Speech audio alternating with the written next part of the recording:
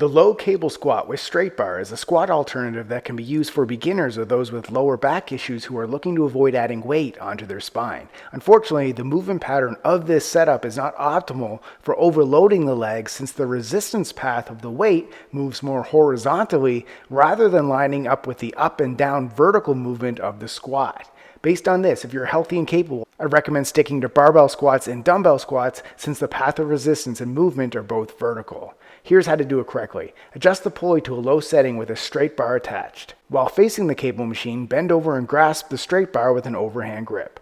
Take a step back to ensure the cable is taut, then position your feet shoulder width apart.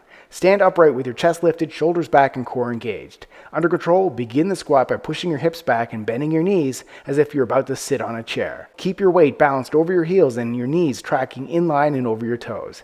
Continue to lower yourself until your thighs are parallel to the floor or as low as you can comfortably go, while keeping your back straight and chest up throughout the movement to protect your lower back. Push through your heels and extend your knees and hips to return to the starting position while squeezing your glutes at the top of the movement. Repeat for reps. Subscribe to get a new exercise video demo every day.